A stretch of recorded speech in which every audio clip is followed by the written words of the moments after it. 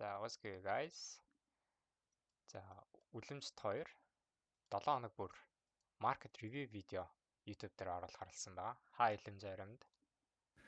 За сайн байцгаана уу? Хорой минь. За, энэ түрүүчийн 7 хоног бас аюултай 7 хоног өнгөрлөө те алтны хувьд. Алт Ер мөнгөний нь бол металлуудын хувьд ч тэр криптогийн хувьд ч тэр аимшигтай 7 хоног өнгөрлөө. Маш их мөнгө алдагшууллаа та. тэглээ.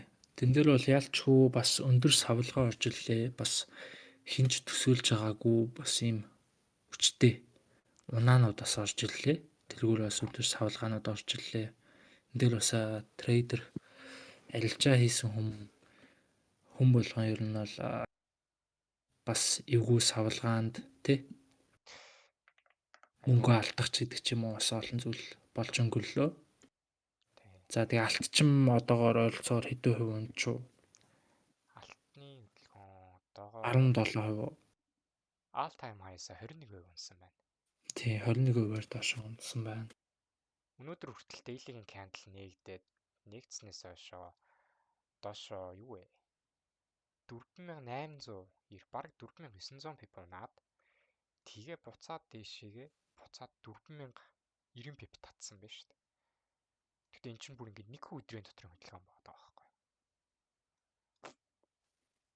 Тэгээд мөн алтыг дагаж өсдөг те сэлвэр Сэлвэр мөнгөний үн маш хурдтай өсөд сүүлийн одоо 1-2 сарын турш бараг нэлээдгүй хувь өссөн 40-50% өссөн мөлөө миний санаж байгаагаар тэгээ өссөн.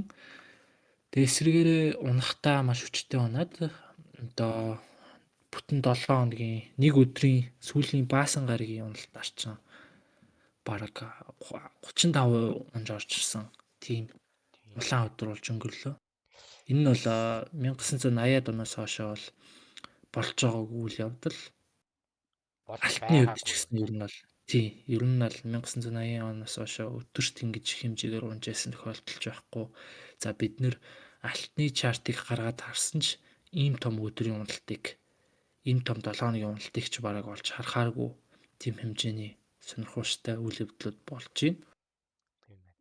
Сэлвэр чинь юу вэ? Он гаргаад яг шинэ оноос хойшоогоо дээшээгээ 71% өсөөд 71.5% өсөөд тэгээд 1 2 3 өдрийн дотор буюу 3 хоногийн дотор буцаад 41% унсан байна. Тэгээ энэ уналтынхаа хөдөлгөөн нь хамгийн гайхалтай нь оны эхний нээлтийн цэг дээрээ ирээд дэшээ буцаад татчих байгаа юм биш үү? Бүтэн 1 сарын турш өссөн өсөлт нь 2 хоногийн дотор 3 хоногийн дотор ингээ ороод ирж байгаа юм байна. Гайхалтай. Тэглээ те. Тэгээд нэг өдрийн чартыг гаргаас суусан ч гэсэн энэ дээр бол маш хэмжээний том өсөлт уналт те. Ер нь бол маркет бол тий, маркет бол ингэж хүчтэй хурдан хугацаанд өссөн тохиолдолд маш хурдтай эргүүлээд татдаг энэ хөдөлгөөнийг бас хүлээж явах ёстой гэдэг. Энийг дахин баталж ер нь харуулж ийн гэж би харж байгаа. Тэгээд дээр бол том мэдээ гэхээсээ илүү за хүмүүс бол маш олон таамагуд гаргаж байгаа. Одоо энэ өндөр уналт юу болов, энэ савлгаа юунаас болов гэдэг.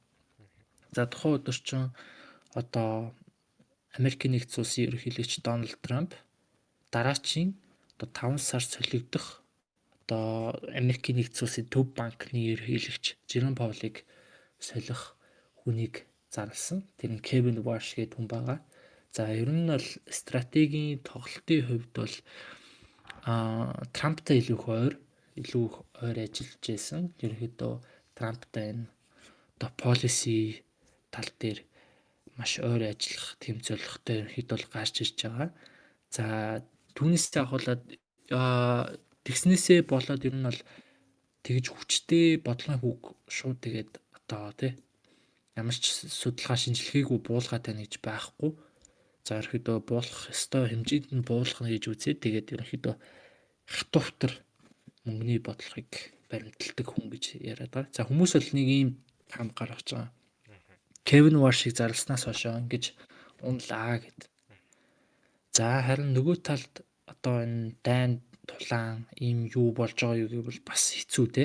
Иранд болж байгаа энэ том улс төрийн эсрэг одоо энэ юуг авах бол ерөөхдөө бол тийм хүчтэй нөлөө байхгүй гэж үзэж байгаа. Харин энэ дээр бол хамгийн гол гаргаж ирж байгаа одоо шинжээчдийн дэвшүүлж байгаа одоо энэ таамаглал бол ерөөсөө л энэ том институционал спекулятор ерөөхдөө бол нэг ойролцоогоор хэдэн тэрбум долларын одоо хөдлөгдөг одоо энэ томоохон энэ ассетуудыг худалдаад авсан хүмүүс ашиг авч гарч ийнэ л гэдэг тийм таамаглал гаргасан байгаа даа. Аа. За Nasdaq дээр ч ялгаагүй. Амар тийм юу бол байхгүй юм шүү дээ. Тийм. Унгахт нь тулгсан маш тийм political issue асуудал бол нэг гараагүй. Яг инвесторууд бол зөвөр ашгаа хүртээд гарч байгаа хөдөлгөөн нь өөрөө энэ хэмжээний уналтыг маш урт хугацаанд үргэлжлүүлчлээ гэж хараад байгаа юм байна. Окей. Тийм. Энэ дээр нь тэгээд ахуулаад маш том олон бас трейдерүүд бас энэ дээр чинь дагаж оролтын. За үүнээсээ болоод алдагдал хүлээн ликвидейшн болно ч гэдэм үү. Эн чинь ликвидейшн чинь цаашаага маркетед бас нөлөөлж идэг учраас энэ уналт илүү хүчтэй том болж харагдаж байгаа юм ба гэж харж байна. За би энийг бол урт хугацаанд бол унана гэж бол харахгүй байгаа. Яагаад гэвэл эдийн засгийн нөхцөл байдал Америкийн нэгдсэн улсын эдийн засгийн нөхцөл байдал тун дайжгүй гэх хэмжээнд яваа. За тэгээ бодлогын хүүг буулгаж байгаа. Одоо энэ жил бараг нэлээдгүй 2 3 удаа ч юм уу 4 удаа ч юм уу бодлогын хүүгийн таналт хийх боломжтой. За тэгээд Америкийн нэгдсэн улсын одоо том компаниудын орлогын тайлан уул нь бол сайн гараад байгаа шүү дээ. Сайн гараад байгаад мөртлөө одоо өмнөх 7 хоногт бас earning season том компаниуд орлогын тайлангаа зарласан боловч зарлаад бас шинжээчдийн хүлээлтээс дээгүүр орлогоо тайлгнсан боловч ингэж эсэргээр унж байгаа нь энэ дээр бол маш том тийм манипуляц гэж хэлж болохоор тийм зүйл явчуудаа гэж би бол харж байгаа. Тийм учраас яг урт цагаараа бол энэ том мэдээ, том эдийн засгийн нөхцөл байдал бол өсөх чиглэл рүү л хандж байгаа гэж хэлж болно. За тэгвэл энэ 7 хоногийн үе чинь хийж байгаа шинжилгээч алтан дээр фундаментал талаас bullish байгаа гэсэн үг бас. За би алтан дээр бол яг хэлж мэдэхгүй байна. Алт бол өөрөө маш хурдтай он гарснаас хойш энэ чинь 30-40% өсчихсэн байгаа тий. Тэгээ энэ дээр бас ингэж буцаж correction хийж орж иж байгаа байдал би энэ яг энэ 7 хоногт би яг өснө гэж бол би угаасаа хэлмээргүй байна. Яагаад гэвэл бид нэр бас Евролын одоо дахиж хизээ дахиж унахын тэрийг нь мэдэх боломжгүй. За өмнө нь бас юу лээ 11-р сард илүү нэг өдрийн уналт бас том сандарч ирсэн шүү дээ. Хүмүүсийг бол тэгсэн. Нэг өдрийн дотор 9% унсан. За тухайн өдөр бол тийм хүчтэй бас мэдээлэл гараагүй. Geopolitical нөхцөл гайгүй байсан. Том мэдээллүүд гараагүй гэдэг ч юм уу. Тийм байдалд 9% унж орж ирсэн нэг тийм өдөр байдаг. Харин тэрнээс ахуулаад харвал ерөөдөө энэ богино хугацааны correction байх магадaltaй гэж би харж байгаа. Тийм. Би бас алтыг урт хугацаанд нь bullish харж байгаа. Гэхдээ зөвхөн би бол миний хувьд бол нэг амар fundamental analysis гэдэг техник шинжилгээ гэдэг болохоор. За тэгвэл би энэ алтан дээр миний одоо хийгээд байгаа technical шинжилгээний хувьд яг анзаараад харах юм бол миний share чамд харагдаж байгаа шүү дээ. Окей. За ямар ч байсан энэ хувьд ингээ оноос хойш ингээ өссөн байгаа. Энэ одоо хийдэж байдаг юм те. За тухайн энэ онд өссөн өсвөл за SIMC-ийн хувьд бол айгүй нэг тийм алгоритмик хөдөлгөөн бол айгүй харагдаж байгаа. Энэ сар эхлээд өмнөх сарын 7, тэрний өмнөх сарын 7 вообще өмнөх одоо нэгсэндээ 2-7, 3-7 хоногийн логыг авчлаа те. Тэнгууд энэ чинь нийтдээ 20 өдрийн лог буюу алгоритмын хувьд бол нэг маш чухал liquidation авсан хөдөлгөөн болж байгаа. За тэгээд дээрэс нь яг энэ 7 хоногийн хувьд түрүүчээ 12 сард үлдээсэн энэ улаан bearish candle маань өөрөө бас нэлээд хүчтэй order block ханшин дээр support болж байгаа нь яг өнөөдрийн нэг өдрийн хөдөлгөөн дээрээс ингээ харагдаж байгаа байхгүй. За тэгээд нөгөө бидний мэдгээр fair value gap ч гэдэг юм уу те. Захиалгуудын бүс, цугларсан бүс энэ ч байгаа. Маш олон 7 хоногийн тань тасралтгүй энэ чи хэсэг нэг gapтай дэше буудаж гарч ирээдсэн шүү дээ. Тэдгээр gap-удаага ер нь бол бүгднгийн ингээ fill гээд нөхөд ороод ирсэн. Дээлийн чартаар ч гэсэн анзаараад харах юм бол inversion fair value гэж нэрлэдэг. Яг нөгөө шиг унгаах хэвээр gap маань дээшээ стрээд дээшээ гараад ирэх юм бол эсрэгээр яг л нөө support resistance шиг доороосоо биднэрт support болж өгч байгаа. Тэг яг энийг анзаараад харах юм бол бүр маш супер яг энэ gap-ыг бүтэн филдээд нэг хол давалгүй буцаад дээшээ татчих байгаа юм. За тэгээд энэ дээшээ татахтаа бид нөө liquidation гэж яриад байгаа шүү дээ. Энэ дунд үлдээж байгаа хамгийн чухал liquidation буюу яг энэ gap-ын дотроо биднэрт энийг жижигхэн ловыг яг liquidation болгоод тэр дээрүүдээ шууд дээшээ татсан байна. Нэг нь магадгүй нэг цагаар анзаараад харах юм бол бүр харагдаж байгаа. Цагийн дотор доошоо унж орж ирээд буцаад дээшээгээ 1000 пип яваад татсан. Тэнгуудаа тэр чигтээ ханшмаа дээшээ reverse хийгээд 3000 пип бол өссөн байна. Нийт өсөлтийн хувьд бол 4000 пип. Тэгэхээр миний хувьд бол SMC-гээр харагдаж байгаа өнцөг байдал бол энэ high дээр байгаа нэг double top гэж яриаддаг те. Equal high доо. Энэ дээр маш их хэмжээний liquidation байгаа болов урт хугацаанд миний хөдөлгөөн хэмжээнээс buy модель үргэлжлэх байх. Гэхдээ нэг зүйлийг анзаарах юм бол алтан дээр ингэж огцон мундалт явсны дараа ч одоо нэгсэндээ correction retracement болчихж байгаа үндсэн distribution-ийн хөдөлгөөн нь хамаагүй удаан явдаг те. Тэгэхээр энэ хөдөлгөөн ч гэсэн энэ хаяыг эргэж авахын тулд яг энэ унсан шигээ хурдан байхгүй байх болов өсгийн хувьд өснө. Гэхдээ процесс нь жоохон удаан байх болов л гэж одоо зах зээлийн хөдөлгөөн жоохон тайвшраатай нөхцөл байдлууд нанжаад. Би бол нэг юм өнцгтэй байгаа алтан дээр. За тэгээд үжитл Nasdaq маань өнөхтэй 11 сараас хойш хийсэн рейнжийн дотор одоо болтол гацсаар. Үнсэн бүр 10 сарын 30-наас хойшоо үүссэн рейнжийн дотроо ингээд нийтдээ 90% рейнж байгаа шүү дээ. Ойролцоогоор. Тэгээ хамгийн гайхалтай нь яг энэ midpoint руугаа соронслогдоод байгаа та. Унж орж ирэх бүртэл яг энэ middle zone руу дээшээ гарч ирсэн бол дандаа энэ middle zone руу. Сая түрүүчийн 7 хоног хүртэл яг энэ midpoint-оос айгүй сайхан өсөд гарч ирсэн түрүүч 2-7 хоногийн хугацаанд. Тэгээд хаяа хийж чадсангүй. Хаяа хийхээс өмнө буцаад яг энэ midpoint руугаа татагтаад ороод ирлээ. Тэгээд надад энэ хай үлдээж байгаа нь бас их техник талынхаа хувьд бол энэ яг зөвхөн энэ 7 хоногийн хувьд жоохон bearish байх боломжтой болов гэдэг зураглалыг бас харуулад байгаа юм. Түрүүчийн 7 хоногийн 4-р 5-р өдөр яг тэр нь хаяа авалгүй шууд унж орж ирж байгаа хөдөлгөөн нэг тийм panic sell биш. Нэг тийм төлөвлөсөн уналт юм болов уу? Хэрвээ энэ ингэж хаяа авалгүй унж байгаа хөдөлгөөн байвал доор биднэрт авах одоо нэг үлдээсэн ажил байгаад байгаа учраас та энэ өсөхгүй байгаад байна уу? Өсөхийн тулд доороос та liquidation хийх гээд байна вэ гэдэг. Би энэ лавыг бол тэмдэглээд авцсан баг энэ.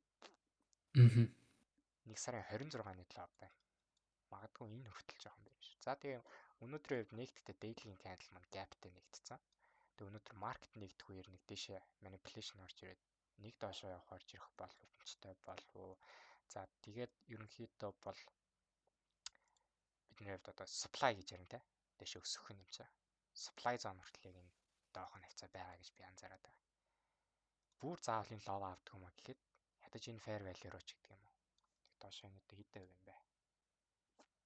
1% арай өрөхгүй юм байна. Нэг 200 пипний рейнж уналт орж ирэх болов гэсэн бодолтой л байна. Яг weekly зураглалыг бол би яг энэ рейнж дотор л яг гаргахад жаах хэцүү байна.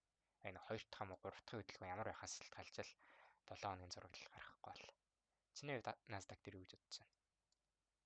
За би өөрийнхөө дэлгэцийг яаж үзүүлчих. За энэ 7 хоног бол миний Nasdaq дээр харж байгаа дүр зураг ерөөхдөө энэ чухал K level-үүдээс харагдж байгаа. За энэ дээрээс би энэ одоо Nasdaq нэгэнд энэ 26000 одоо 200 175 гэдэг энэ хай дээр хүрснийх энэ дээр ер нь бол өнгөрсөнд яг юу болж өнгөрсөн бэ гэдгийг бол харах хэрэгтэй. За энэ хүчтэй уналтыг бол орж ирснийг бүгдээрээ бол харж байна. За энэ дээр энэ хөдөлгөөнүүд ерөөхдөө ихэвчлэн байдаг. За чухал цэгүүдийг аваад чухал цэгүүдээс буцаж унах гэдэг ч юм уу. Энэ Nasdaq-ийн нээж байгаа одоо энэ хөдөлгөөнүүд бол ер нь бол ойролцоо болдог. За тэгээд бүгдээрээ энэ дээр bars pattern энэ дээр хуулж аваад хөдөлгөөнийг хуулж аваад энэ дээр тавих гэж үзье. За энэ дээр 50-гууд биднэрт нэг зүйл харагдаж байгаа. Тэр нь болохоор За Nasdaq бол өмнө нь бол унж орж ирэхдээ энэ цэгийг тий доошоо ойролцоогоор энэ цэгийг очиж авсан байна тий. Очиж аваад тэгээд дээшээ өсөөд 25700 гэдэг цэг дээрээс одоо буцаж одоо реверсл аваад тэгээд энэ дээрээс унж орчихсон харагдаж байгаа юм байна л да. Тэгэхээр миний бол энэ дээр санал юу вэ гэхээр энэ 7 хоногийн Nasdaq-ийн хөдөлгөөн ерөөсөө энэ байх болов гэж би харж байгаа. Одоо энэ өнөөдөр ч юм уу маргааш нөгөөдөр 3 дахь ч юм уу энэ 700 гэдэг хэсгийг аваад энд бас чухал supply хэсэг байгаа гэдгийг та бүхэн анзаараарай. Ерөөсөө candle-ууд бол ер нь бол доороо хаагдсан, ихэнх нь доороо хаагдсан байдалтай байна. Тэгээд энэ дээрээс үргэлжлүүлэн энэ хүчтэй манипуляцийн хөдөлгөөн энэ том уналтаа дахиж нэг орчиж шалгах болов гэж би бол харж байна. За үүнээс бол цаашаа доошоо унах уугүй юу гэдгийг бол хэн ч хэлж бол мэдэхгүй. Гэхдээ энэ доор бол бас хүчтэй demand хэсгүүд бол байгаа. За энэ дээр бол би бэлэх боломжтой гэдгийг бол яагаад гэдгийг бол fundamental юугаар бол тайлбарлая. За энэ 7 хоногт бол нэлийн бас чухал мэдээнүүд гарч байгаа. Earnings season одоо үргэлжилж байгаа. Одоо чухал компаниудын бид нэр орлогын тайлан хязгаар гарахыг харцгаая.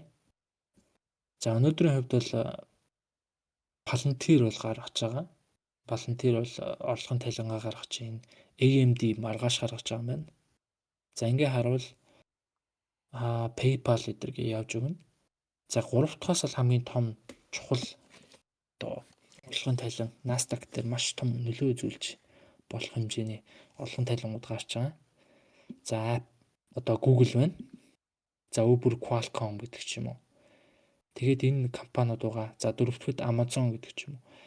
Энэ том компаниуд орлогын тайлангаа гаргаад за ерөөдөө энэ 25 оны 4-р үлрэл одоо технологийн компаниудын хувьд бол маш сайн давгүй зүйлтүүдтэй гаргаж байгаа учраас миний хувьд бол энэ томоохон компаниуд бас орлогын тайлангаа давуулаад шинжлэх төлөвлөлтийг дагуулна гэсэн таамаглал бол байна. Тийм учраас ерөөдөө бол зах зээл дээр энэ өсөлт бол орж ирэх боломж өндөр гэж харж байгаа. Тэгээд энэ өсөлт орж ирээд тэр мэдээний нөлөөгөөр энэ том өсөлт орж ирээд 700 одоо 800 хавцаа ч юм уу те энэ дээр ирээд энэ дээрээс буцаад correction доош аваад явах болоо гэж би бас харж байгаа. Тэгэхээр миний энэ 7 хоногийн төлөвлөгөө бол юм байгаа. Nasdaq дээр бол ингэж арилж байна. Гэхдээ мэдээж volatility маш өндөр байгаа учраас маш одоо харилцаачд маань маш одоо анхааралтай тий сонор сэрэмжтэй харилцсан зүйтэй маш том хөдөлгөөн савлгаа үүсдэг. Энэ дээр бол ямар ч одоо стратегтэй арилжиж исэн хүн байсан одоо том стоп лоссын хурдан цохиод яг тэр зүг рүү явдаг ч гэдэг ч юм уу. Маш тийм үйлдэлүүд олон гардаг учраас тэн дээр анхаарах нь зүйтэй. За тэгээд энэ 7 хоногийн календарыг харъя. За тэгээд энэ 7 хоногт бол бас айгүй чухал 7 хоног болж байгаа. 7 хоногийн сүүл 5 дахь өдөр бас нэлийн чухал мэдээнүүд гарч байгаа. Сарын эхний 5 дахь өдөр шүү дээ фармтай. Тий. Одоо болохоор ISM Manufacturing PMI гэдэг энэ мэдээ гарч байгаа. Энэ нь бол тийм маркетэд тийм бас сүртэй нөлөө бол одоогор бол байхгүй. За EDP Non-Farm Employment Change EDP ч одоо төрийн одоо юу гэж явж байгаа болов уу те. Тэ? Төрийн одоо ажлын байрны тоон зүйлт гарч байгаа. За тэгээ 3 дахь өдөр, 4 дахь өдөр энэ дээр unemployment claims гарч ирнэ. За энэ бас том нөлөө бол үзүүлэхгүй яхав хитэн пипний одоо 50-аас 100 пипний ч гэдэг ч юм уу тийм шок байхыг үүсэхгүй. За 5 дахь өдөр л одоо биднэрт хүлээгдэж байгаа non-farm payroll employment change буюу одоо тухайн сард нэмэгдсэн одоо фермийн аж ахуй бас батлан хамгаалахын салбараас бусад салбарын ажлын байрны тоо зүйлт. Тэгээд энэ дээр бол шинжээчд бол нэлээд за өмнөх одоо 1-р сарын энэ ажлын байрны зах зээл ер нь бол муу гарч магадгүй, шоктой гарч магадгүй гэсэн тийм нийтлүүд гаргасан байлээ. За тэгээд энэ хүлээлтээс доогуур гарсан ч гэсэн, дээгүүр гарсан ч гэсэн энэ нь одоо хувьцаануудад ерөнхийдөө сайнаар нөлөөлнө. Яагаад гэвэл доогуур гарлаа гэж бодоход за ажлын байрны зах зээл суларч байгаа юм байна гэж үзээд бодлогын хүүг илүү одоо бодлогын үг бууруулахыг илүү наашлуулах гэдэг ч юм уу. Тийм асуудлууд яригдаж эхлэх учраас зах зээл бас сайнаар нөлөөлнө. Сайн байгаад байвал за бодлогын үг бууруулсан ч боломжтой юм шүү гэдэг ерөөдөө тийм бас хоёр талтай гэсэн үг. Тэгэхээр NFP бол юм байна. За unemployment rate гарч иж байгаа 4.4% хүлээгдэж байна. За энэ нь хүлээлтээс дээгүүр болоод гараад ирвэл зах зээл ерөнхийдөө одоо хувьцаануудын хувьд сайнаар нөлөөлнө. Харин одоо долларын хувьд бол маш эсрэг зүг рүү тий унах хөдөлгөөн рүү нөлөөлөх магадлалтай. За тэгээ шинжлэлийн хүлээлтэнд тэнцвүүлж гарвал одоо зах зээлд тийм том нөлөө үзүүлэхгүй гэж би бол харж байгаа. Тэгэхээр ийм байна. За энэ 7 хоногт томоохон Трампын яриа гэх зүйл одоогор бол тийм чухал яриа одоо хийгдэх эсэх нь бол тодорхойгүй байна. За ямар ч гэсэн нэг сошиал хуудасуудаараа бол мэдээлэл оруулаад өөрөө явцдаг учраас одоо хизээд ч мэдээ гарахад бол одоо шууд зах зээлд тэ шок болж орж ирэх боломжтой гэж би бол одоо харж байна. За би бол алтан дээр бол үнэхээр надад бол ашаа явна энэ дээрээс очиж одоо ойн гэдэг ч юм уу буцаад өснө гэдэг ч юм уу тийм хэлэх одоогоор тийм нөхцөл бол бүрдээгүй байна. Энэ дээр бол ерөөхдөө харзнаа те. Ерөөхдөө энэ алтын бол индикатор болгож ашиглаад тэгээд энэ 7 хоногт ерөөхдөө харж суух сонирхолтой байна. Тэгээд ямар нэгэн чухал K-level-үүд тогтсны араас арилжаа төлөвлөх нь зүйтэй болов гэж би бол харж байгаа. Тийм энэ хоёлынгийн сая ярьж байгаа хооронд л алт чинь тийш 1000 өсчлөө шүү дээ. Тэглээ. Ярианы хооронд л 1000 бай өсчтэй юм байна. Гайхалтай. За Nasdaq-ос өсөө гараад ирчих шиг байна да тий. Яг л 5-ны дагав.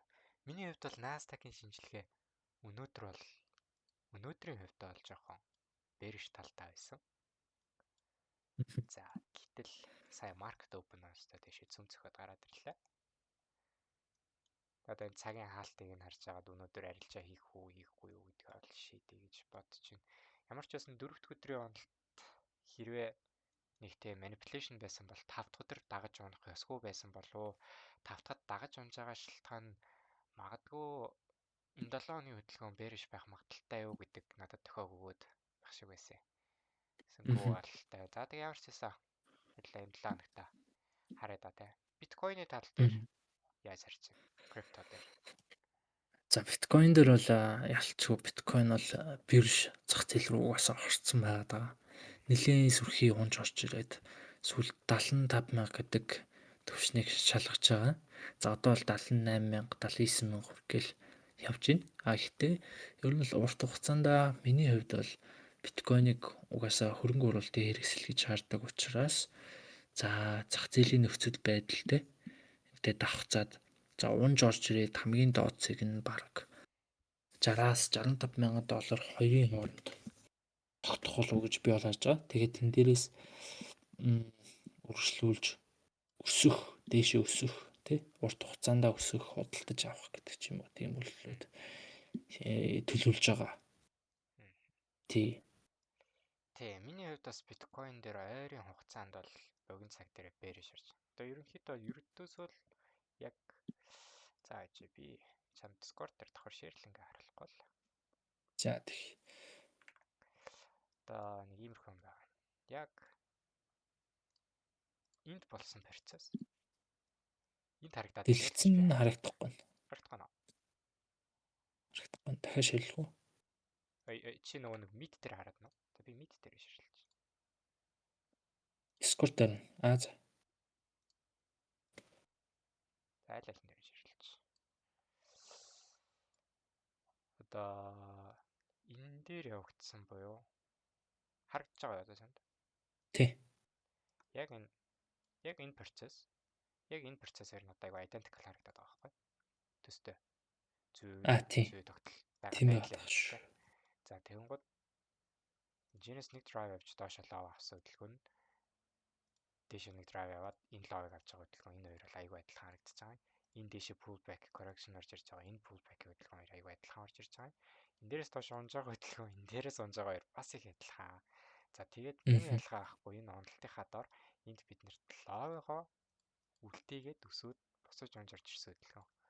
Лава үлдээгээд өсөөд босож унж орж ирж байгаа хөдөлгөөн айгүй тустай харагдаж байгаа. За тэгээ энэ ч бүртээ энэ өсөлтийн хувьд бүр хамгийн доод цэг буюу яг үндсэн өсөлтөөс нь одоо Fibonacci-га премиум дискаунт татаад арахад ер нь бол дискаунт бүс рүү бол их ойртоод ороод ирсэн. Энэ лавыг бол авах бах. За үүнээс цаашааг бол би крипто арилждаггүй учраас сайн хэлж мэдэхгүй байна.